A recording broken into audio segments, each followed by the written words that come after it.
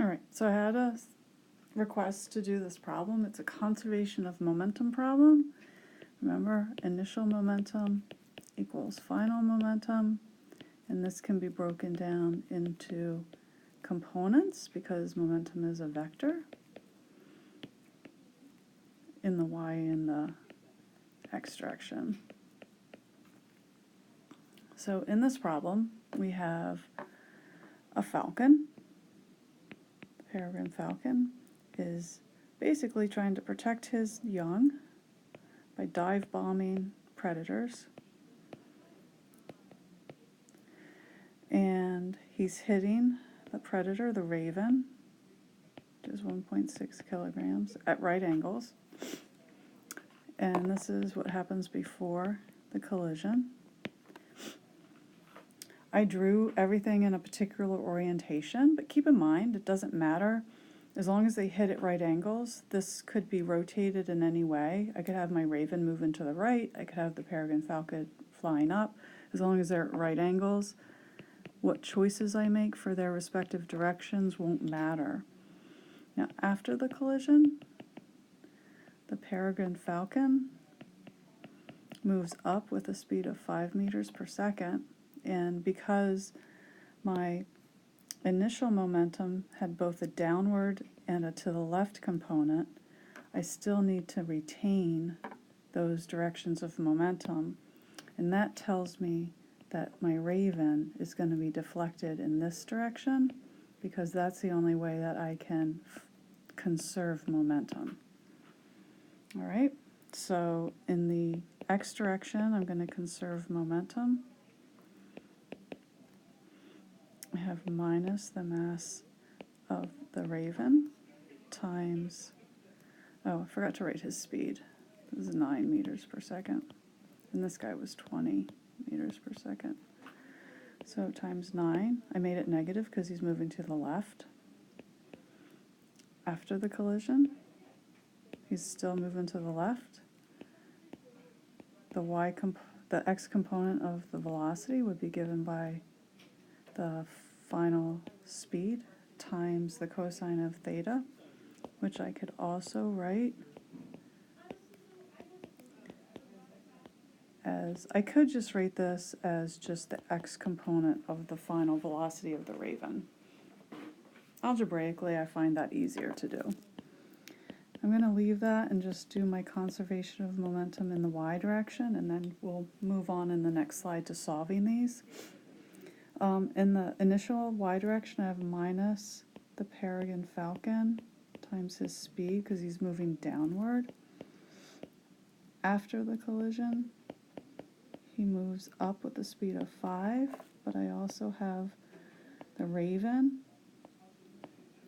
has his final velocity is, y velocity is downward, so I made that negative.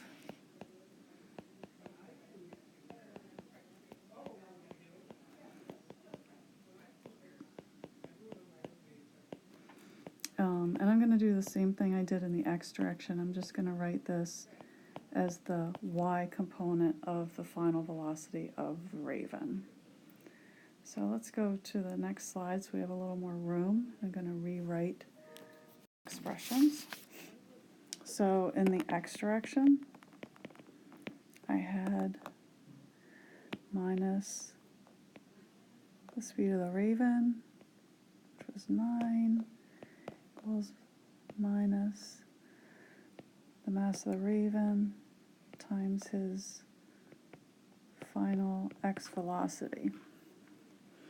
And you see that the masses of the raven cancel out in this problem because they're the same, and then I can also get rid of those negative signs. So we actually find that the final component in the x direction of the velocity of the raven is 9 meters per second. Keep in mind that I had put the negative sign in there originally, so it's sort of understood that that's to the left. In the y direction, what I had was the mass of the peregrine falcon times minus 20, was equal to the mass of the peregrine falcon times 5 minus the mass of the raven times his final y velocity. So I had 0.6 times minus 20 minus 0.6 times 5 equals minus the mass of the raven times his final y velocity. So this is minus 12, this was minus 3, well this was 3.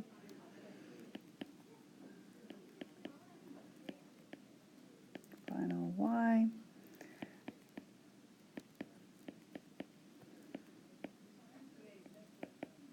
And we're able to find the y component of the raven is actually, oh, there's a negative sign here I keep dropping because we already said he was negative, is 9.375 meters per second. So the final velocity of the raven can be found using the Pythagorean theorem. And that ends up to be 12.96 meters per second. We weren't asked to find that, but hey, there's some bonus. Remember that we had him move in like this. Here was theta. This would be his x component. This would be his y component. So the tangent of theta would be the y over the x.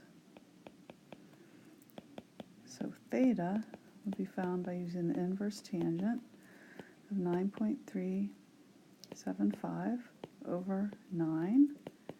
And that angle turns out to be 46.2 degrees. And that is the answer that we're looking for.